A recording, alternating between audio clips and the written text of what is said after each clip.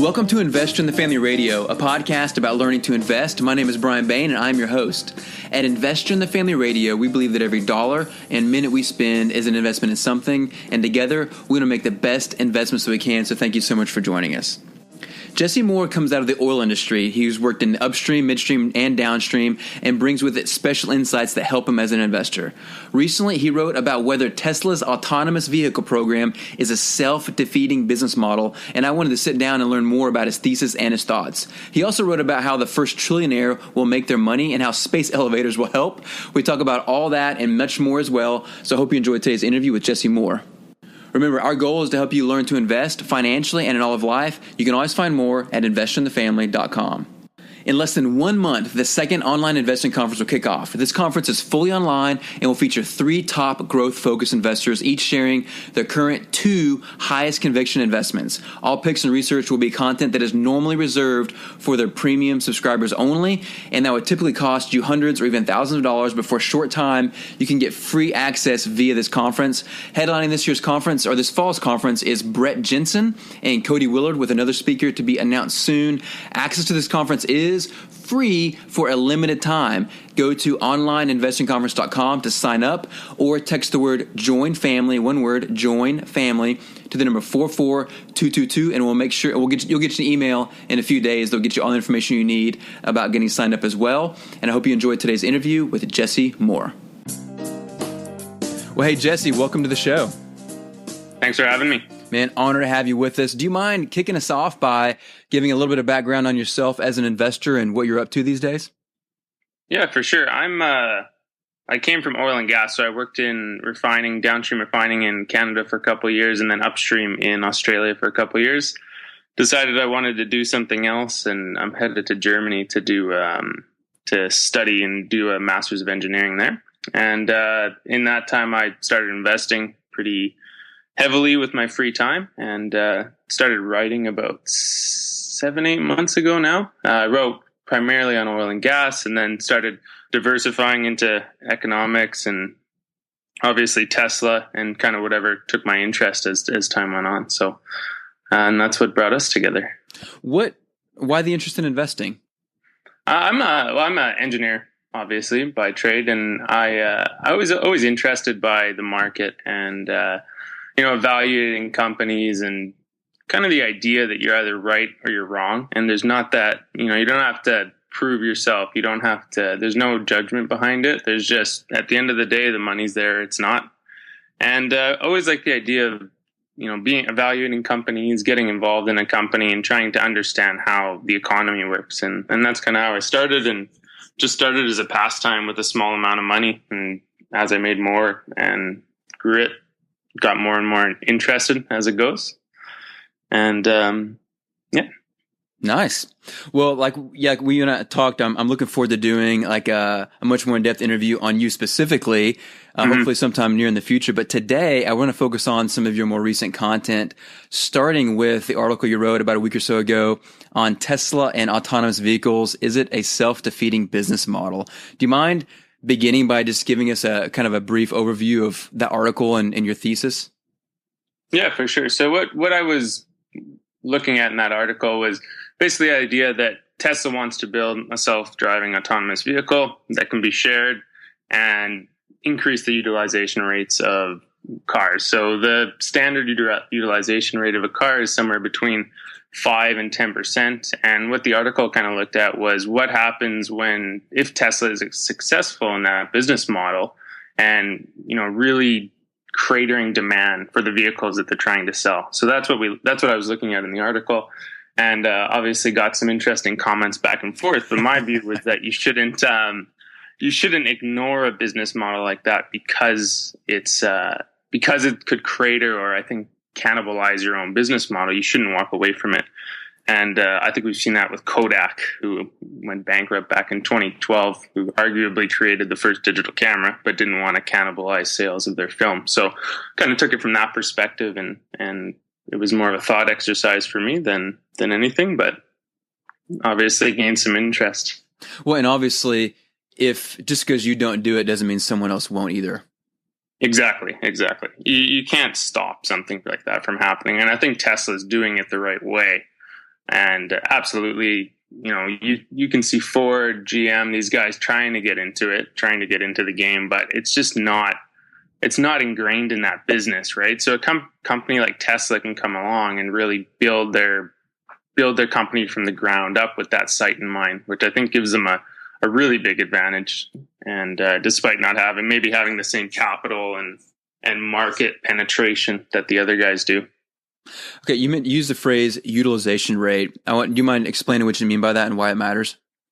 Yeah, so if you think about what happens with your own car, I mean, most people in North America have one, and you buy it, it sits in your car, it sits in your garage or out front of your house, 70, 80, 90% of the time, depending on who you are, and you only use it for, most people use them for less than an hour a day. So the idea with the utilization rates was that if you could share vehicles in a way that when you don't need the car, your neighbor can use it, and then the other neighbor, and the other neighbor. Now, instead of you having 5 or 10 cars between you, there's one car.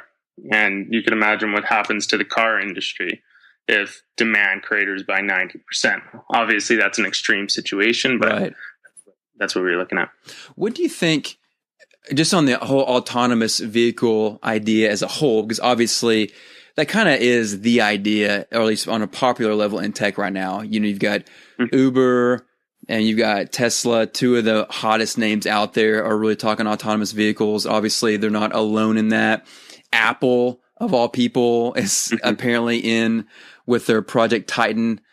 And what are your thoughts? Do you see this happening? I mean, not happening, but how do you see this actually unfolding? Because the idea we hear is, hey, in 5 to 10 years, they're going to be everywhere. And that sounds more like a science writer than a real person, just about being really honest. So what are your thoughts? So you're in that space a little bit.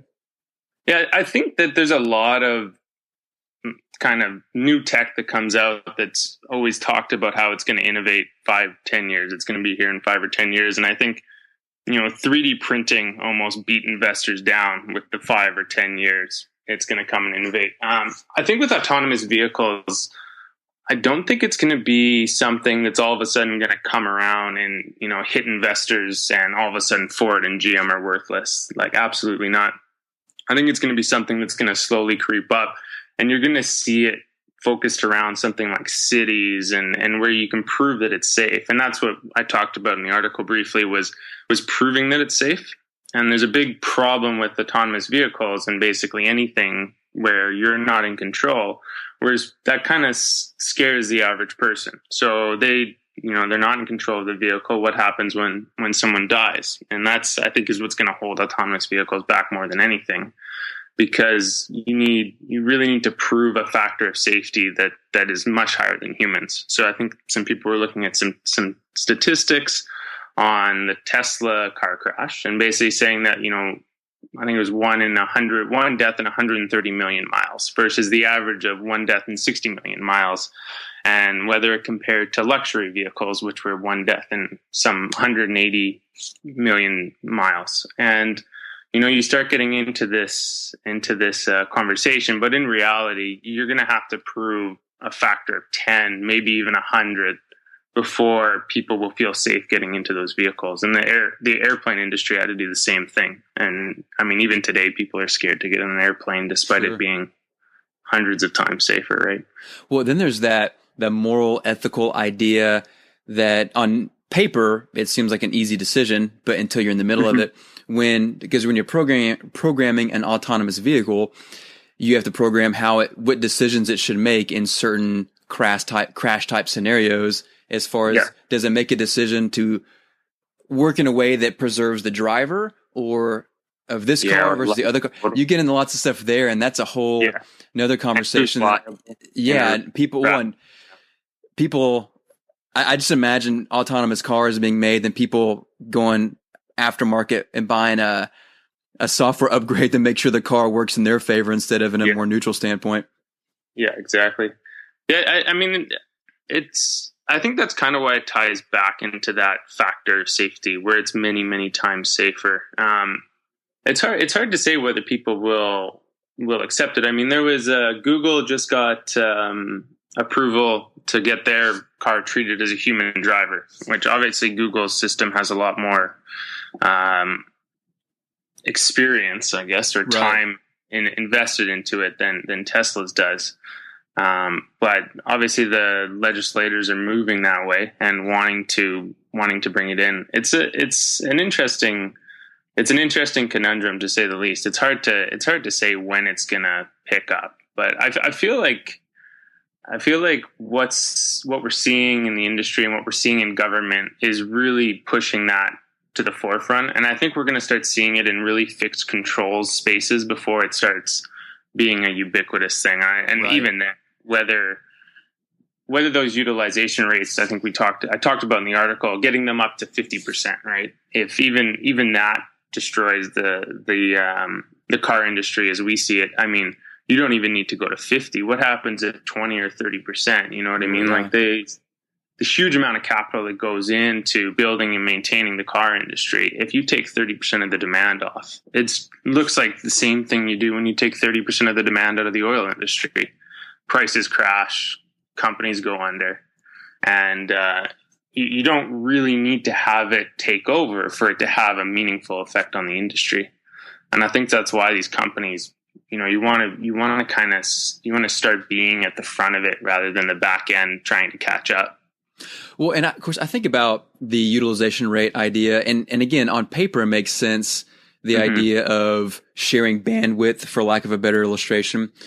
But the thing is, I walk out of my house, and every house in the street still has two cars, and I have a hard time seeing how a self-driving car will change that. I can see maybe more ride sharing, like when you're going to the same place, more carpooling, maybe.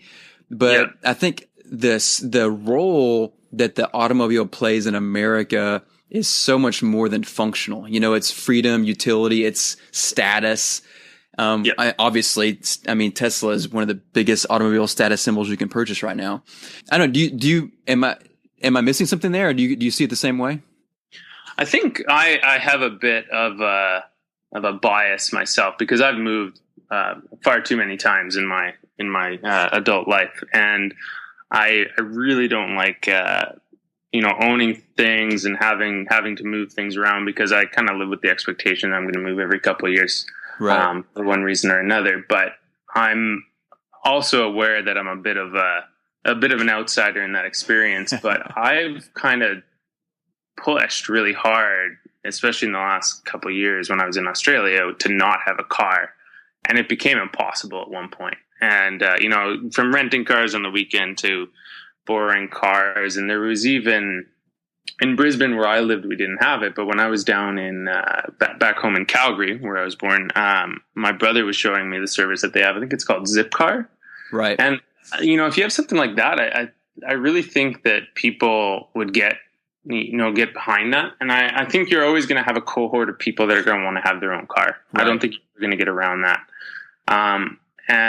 But I always think you're going to have a cohort of people that are, not going to want to spend the money up front to buy the car when they're going to use it so little. I mean, when you talk, I can't remember what the rates were for Zipcar, but they were on the magnitude of $5 or $10 an hour or something like that. And if that company starts getting bigger and their utilization rates of those Zip cars go up, you can imagine they can lower the rates pretty quick. Right. And, most of the time we could go and find a Zip car close by whenever we needed, which is both a good thing from the demand side of things, because you always know they're there, but you also still see those utilization rates not being that high. So there's a bit of I think there's always going to be that two cohorts of people. There's always going to be a group of people that are going to want to have their own car. They're going to want to be in control when they want to be. People also enjoy driving. Right. So I don't think it's going to be so clear cut. I don't think there's just going to be everybody all of a sudden, nobody. It's crazy that you would drive. That's never going to happen. But I think you see probably maybe the younger generation that are moving into cities and that aren't living in suburbs, which again, personal bias, but I don't know what the actual demographics are looking like there. But when I moved to Hamburg in Germany, I hope to not own a car. And that's because then you have to park it, insurance, right. It all adds up, right? That's all money you could be you could be spending on a vacation or saving, as I do, or investing. So I think there's a lot of, there's a really interesting proposition there and a lot of value in moving that way. And the other side of things is when you get self-driving cars, even if they're just constrained within the city limits, right? And you can reduce the amount of people driving around. I was reading a study. There were some guys that were looking at parking in San Francisco.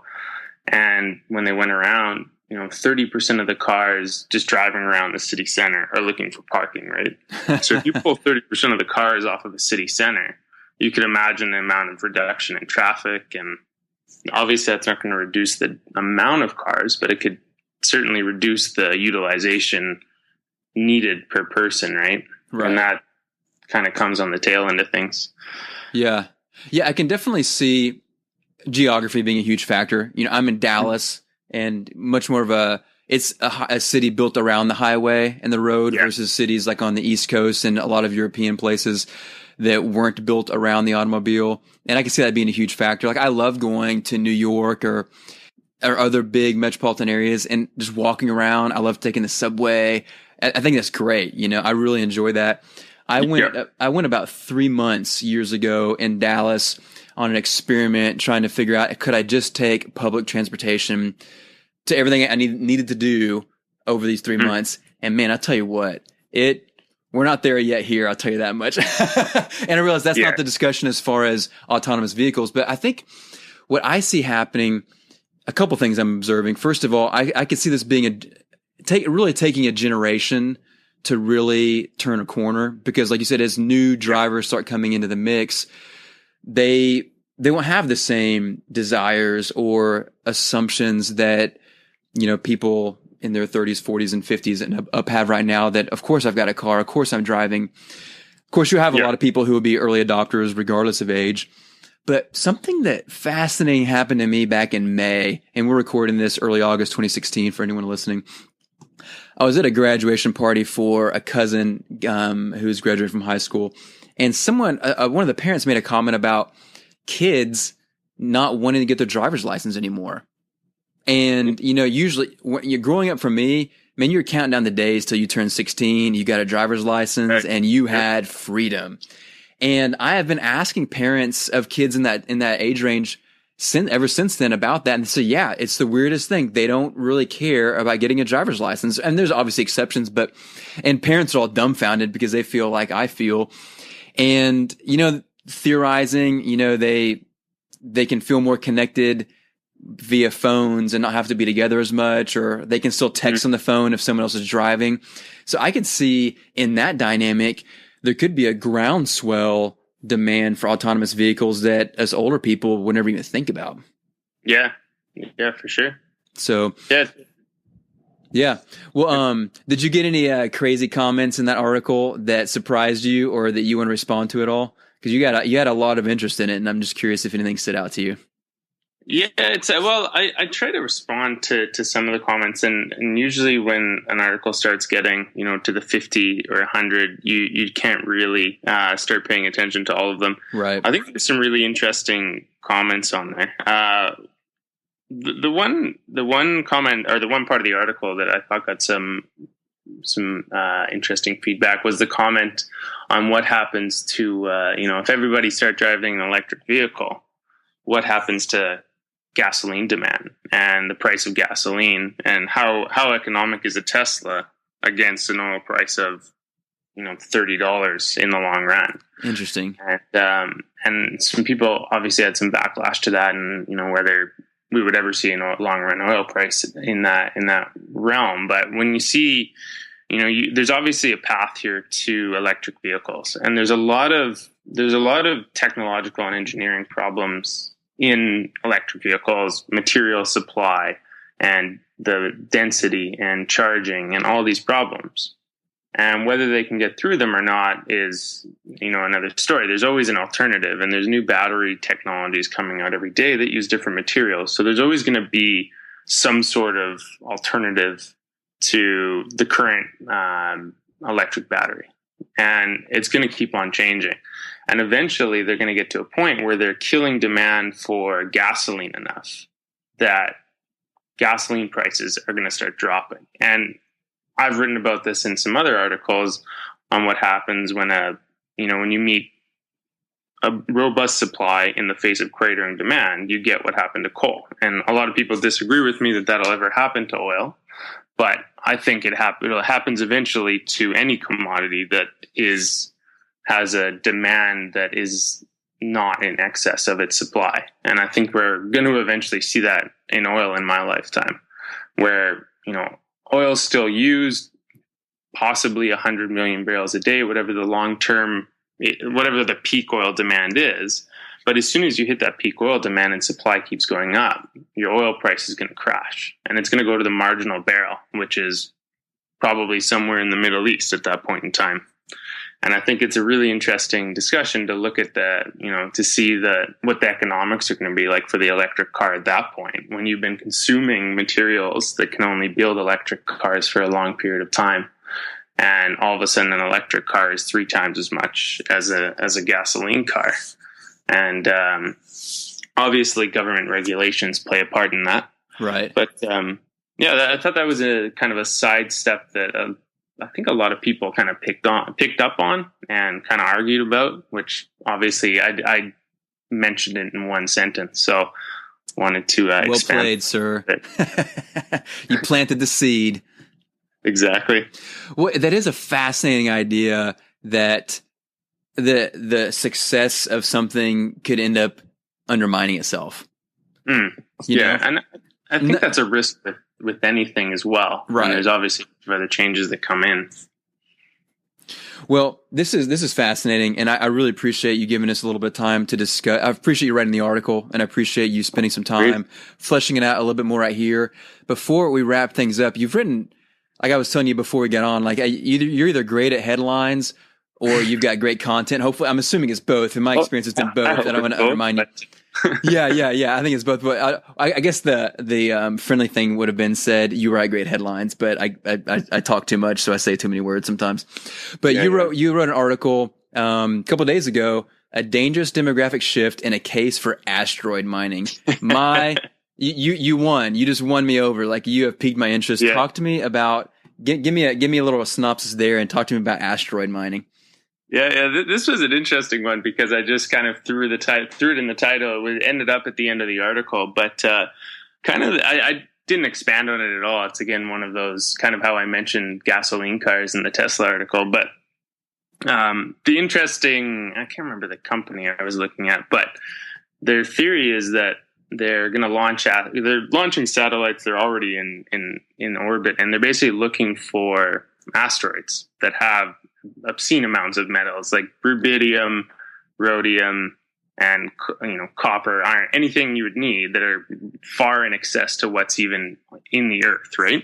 And their plan is basically to launch in another 20 years, is to launch tracker satellites that's going to go and hang out near them and bring them into near Earth orbit.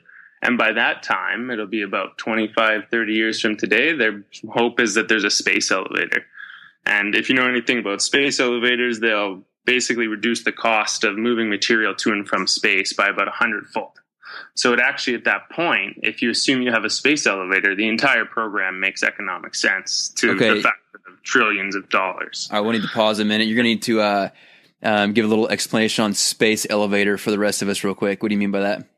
Yeah, so a space elevator. So when you're launching a spacecraft, about 90 to 95% of the fuel you use, somebody's going to write in and tell you I got that number wrong. Yeah. But say 90 to 95. Yeah, trying to get out of orbit, basically. Yeah. Is just the fuel. You're just expending fuel to get the fuel that you need, that last 1%. So Gotcha. The best comparison I ever heard is that imagine you're driving from the west coast of the U.S. to the east coast, and all you can do is bring one tank of fuel. A ton of the fuel you're moving in the first kilometer is just to bring the fuel for the last kilometer. And so it's similar to like that. So that's why the cost is so high to bring things into space. And obviously there's what, you see what SpaceX is trying to do, and and trying to recover the different stages of the rockets. But the massive total, like the largest chunk of the cost is in the fuel. And what a space elevator does is it allows you to just transport the energy to it as you need it. So it's basically a space tether, and nanotechnology is actually getting strong enough to manage this in about 20 years, probably 30 years, maybe. But it's basically a tether to a floating international space station. Wow. And so literally like a big cable that it can ride along. Yeah, exactly. So, wow. And then they'll just beam the power to it one way or another is the idea. And that gets rid of that whole problem with having to carry all the fuel, powering the fuel that you need for that last kilometer. So it really, really dramatically reduces the cost. What do you think about this era of tech that we're in, of, I'll just say, super visionaries? Because it almost seems like there's a competition to outvision each other. You know what I mean? You've got Jeff Bezos, who obviously extremely successful with Amazon, and he'll say that, they're like in the first minute of Amazon's lifetime, or however he says it, which you're like, what's left, And then you've got Google, and, we could talk the rest of our life about the different ideas they're pursuing right now. And then the most public figurehead for all of it, obviously, is Elon Musk, aka Tony Stark. Yeah. And so you've got all that out there, and then you've got these people talking about, doing things right now for a business 20, 30 years from now. And at some point, I actually had a great conversation with someone yesterday about, even Tesla's Gigafactory, that it's possible they may be building with such a future in mind but they're starting now, that by the time it's finished, the technology will have developed enough that it's not even valuable anymore. It's not it will not have been worth it anymore. And I'd love to hear you, not about Tesla specifically, but just about this super visionary cult that seems to be arising. I've never heard it called that before, but I like it. I think it's interesting. I mean, if someone asked for my money for space exploration, they wouldn't be seeing much of it. But I think it's exciting. I think it's exciting, and no it's doubt interesting. About that. Yeah. And, people talk a lot about like commodity shortages and everything coming up, around 2030, 2040. You hear estimates about us running out of things like copper and aluminum and things like that. And, I think it's natural for people to try and come up with a solution. I got a message from a reader on that exact comment that you're talking about on the space mining. And, we were talking a little bit about, just moving into more of a circular economy, and basically recycling will pick up the gap that mining can't.